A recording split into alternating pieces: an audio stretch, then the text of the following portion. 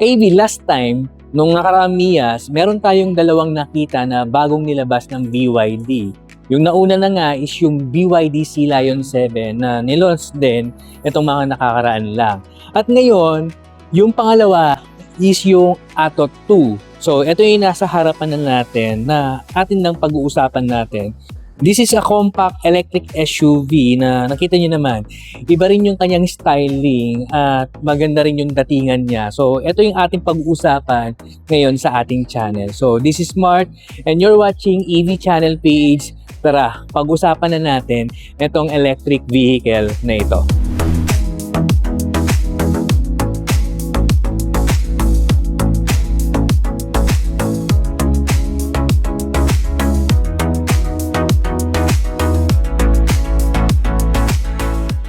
Okay, our first impression dito sa BYD Atto 2 EV, yes, kita mo naman yung harapan pa lang, nagsasalita na may dating.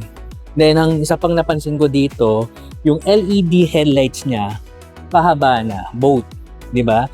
So, hindi siya yung typical na nakikita natin na mga BYD headlights. So, meron siyang BYD tech doon for premium branding. So, LED DRLs, and of course, ang ating BYD badge na meron siyang black tone na background. So, again, ganda, di ba?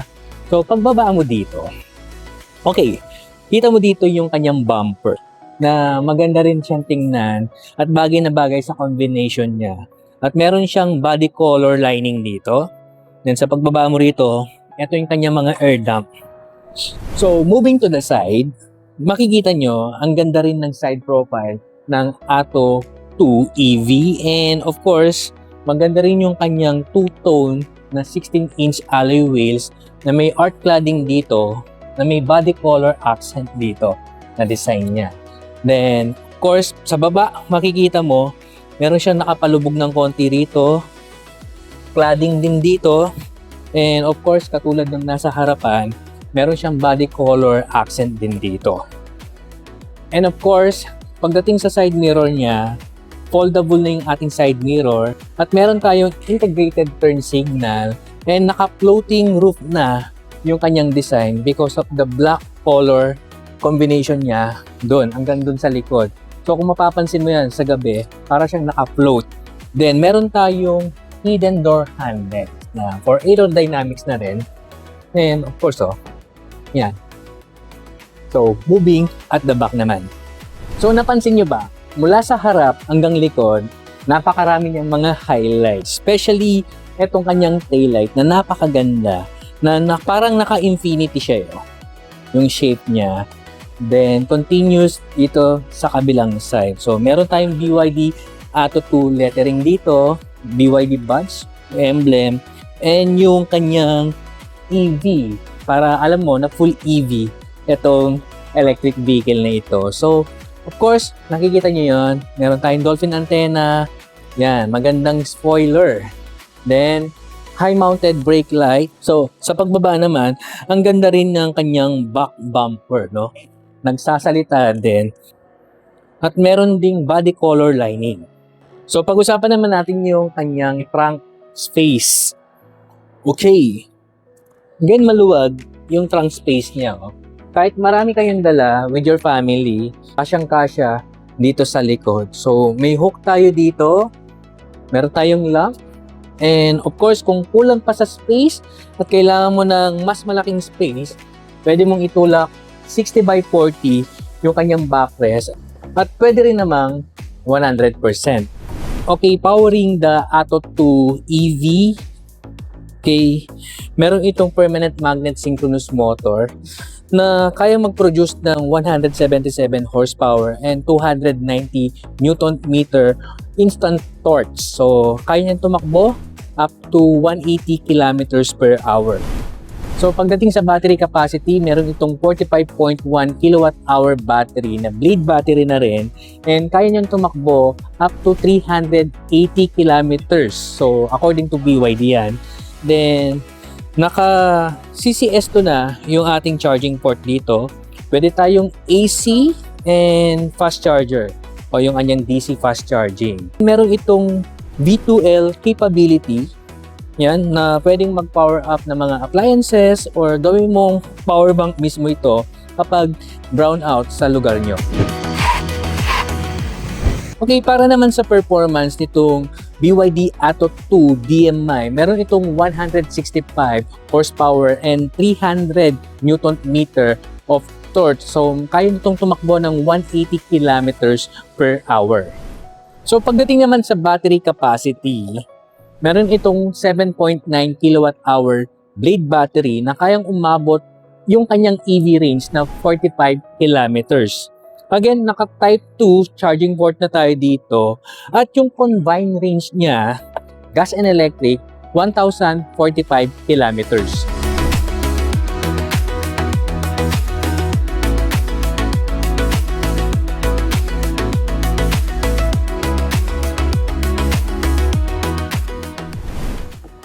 Okay, pagpasok natin dito sa loob ng cabin. Of course, simple lang yung loob niya, no? Hindi siya masikip, hindi rin siya maluwag. Then, of course, simple lang yung design. Pero, elegant pa rin dito sa loob. So, ang ganda ng kanyang interior, lalo na dito sa side doors natin. Kakaiba. Yung design ng kanyang seats, napaka-detailed. Lalo na itong mga butas-butas niya rito na nakakatulong para makahinga yung ating likuran. So, again, isa yan sa magandang features dito sa loob.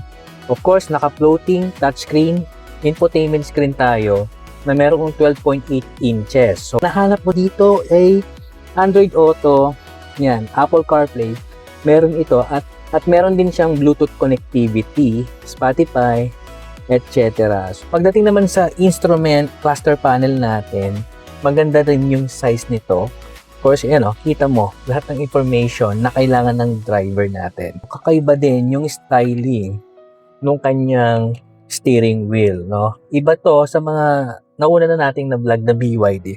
Ito kakaiba kasi may butas siya rito. Iba yung pagkaka-design niya. Dito sa left side, makikita mo dito yung cruise control, controls din para sa ating panels, yung mga details, and 360 camera button. So, hindi mo na kailangang hanapin pa dito. Makikita mo na agad. At dito naman sa kabilang side, ito yung mga media playback natin. Naka-telescopic and tilt adjustable na yung ating steering wheel. Meron tayong 360 camera at pwede mong gamitin yung C2 para makita mo yung ilalim ng sasakyan. Dito naman sa ating Sentry console, meron siyang handle dito. Okay, may soft materials din. So, may lagayan tayo ng cellphone dito, pero hindi siya wireless, no? Ayan, no? Pero isang cellphone lang pwede mong ilagay. Then, aircon vents. Okay, maganda rin yung design ng mga ventilation nila. Nandito yung ating gear selector. Okay, may mga diamond design siya dun sa loob, pero masarap siyang hawakan. Start and stop buttons. Okay, volumes para sa aircon natin. At yung mode natin para sa eco, normal, and sports mode. At meron tayo ditong snowfield na mode din. Meron tayong dual cup holder dito. And armrest compartment na sakto lang din yung lalim. Ayun. Again, maganda rin na merong ganito. So sa baba, pwede natin paglagyan ng mga bags natin. At meron tayong mga USB outlet dito. Para sa charging, may Type-C, and of course, meron tayong Type-A, and meron tayong 12 volts na cigarette type or cigarette lighter type outlet. Dito sa side, maganda yung forma niya na medyo nakapaslide. Yung controls para sa ating windows, side mirrors, and yan, pwede nating i-lock. So, subukan natin yung windows. One touch down, and one touch up na rin. Lahat na ng mga windows yan. Pagdating naman sa visor natin, okay, meron tayong mirror and lamp na. At sensor touch na rin yung ating mga reading lamp. Dito sa second row, napakaluwag niya. Oh, nice. Pwedeng tatluhan. Pero napansin ko rito, dalawa lang din yung kanyang headrest. So adjustable naman din. But again, pwede namang umupo din dito sa pinaka-center. So, wala nga lang siyang headrest. But, pwede siyang tatluhan dito. So, wala siyang panel dito na nakaumbok. So, maganda kasi para at least kung nakaupo ka dito sa center, komportable ka. So, may mga pockets dito. Maganda rin palang umupo rito, no? Tignan mo yung ating headroom, di ba? Yun, more space pa. 5'6" po tayo. May hook dito. May handle. At meron tayong pocket dito para sa lagayan ng cellphone habang nagcha-charge ka kasi meron tayong Type A at Type C outlet dito for charging at sensor touch na rin yung ating mga lamp dito.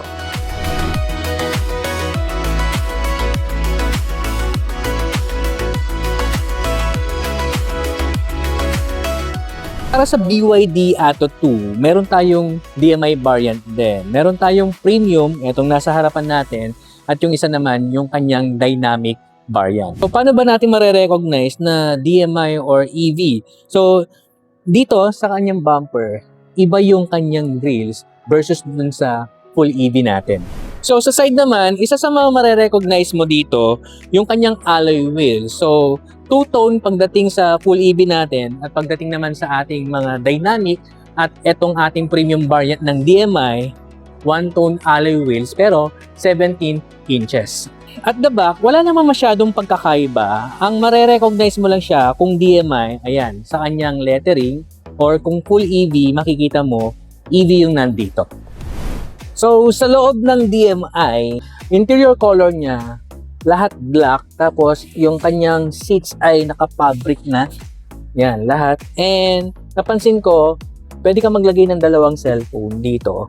Paglalagay mo ng cellphone. Kasi yung sa full EV, single lang yung pwede mong paglagyan dito. Then, eto, mapapansin mo, wala siyang handle dito. Hindi katulad nung isa. Ang isa pang mapapansin mo, ayan, dito, magkaiba rin. And yung gear shifter niya, or yung selector niya, nandito. Ayan o, yung reverse drive, nandito na. So, wala siya rito, katulad ng full EV. Pagdating sa infotainment screen, same size sila nung ating full EV. Para naman sa dynamic, mas maliit yung kanyang screen or infotainment screen. So, dito sa likod, ano naman yung difference niya? Okay. Of course, unang napansin ko dito, sa full EV, dalawa lang yung headrest niya. Dito, tatlo.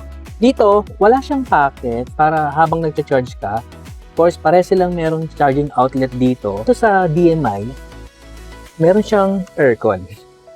Dun sa full EV, wala eh.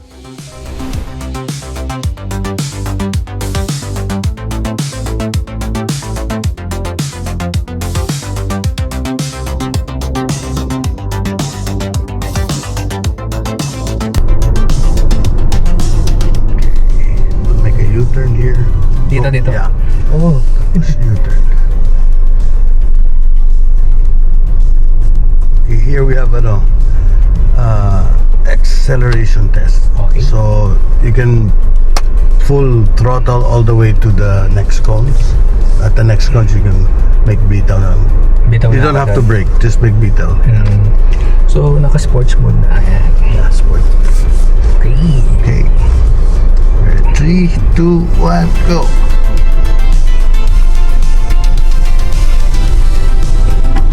Plenty of torque. Nice. Pwede na. Sa mga compact SUV na ganito. So dito, anong gagawin natin sir? So this is called a slalom. So there's a cone there na nakaganon. Oo. Lalagpasan ko muna or Lagpasan mo yung first cone on the left side and then you go to the right side and then the left side. Parang snake. Okay. Sige. Let's go, 3, EV. 2, 1, go. Left side. Dito. Yan. Nine.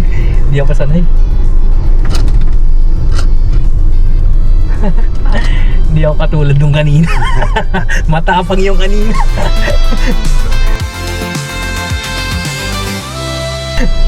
BYD Atto 2 DMI. Ano to? Dynamic or Dynamic. Okay, dynamic to. 1, 2, 3. Yep. Alright. The engine entered at the end. Kailangan niya ng Tulong. more power, tulong. Saka natatakot yung kotse, baka maubos yung battery.